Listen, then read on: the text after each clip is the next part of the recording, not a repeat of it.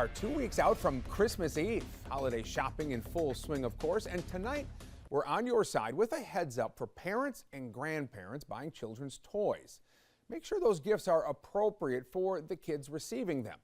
WBTV anchor Alex Giles spoke to a nurse from Novant Health to put your safety first.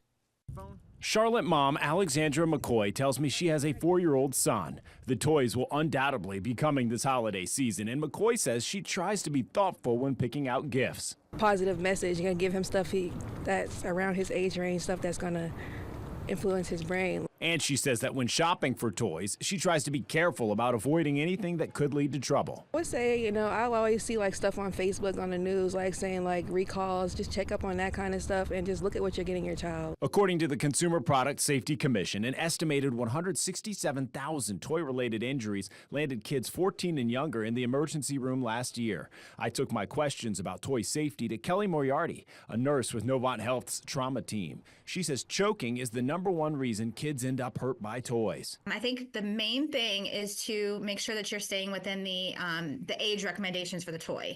A lot of our injuries come from choking hazards. Moriarty says water beads can be a choking hazard. Federal officials have even warned consumers to stop buying some brands. The trauma nurse also says parents need to be careful about small building blocks too. They're great for older kids, but make sure you're buying the larger blocks for younger kids because they put everything in their mouths and anywhere that they can fit them. The trauma nurse says scooters also account for a lot of injuries these days. The motorized version has become more common. Her advice for parents? It's really important to teach kids, road rules. It's still a vehicle. You have to follow road rules, and it's really important to wear helmets and protect the brain. And regardless of what's under the tree on Christmas Day, she notes that it's important to have a dialogue about what is safe and what is not. Just having those conversations and helping them understand the importance of, doing things right. Reporting in Charlotte, Alex Giles, WBTV, on your side.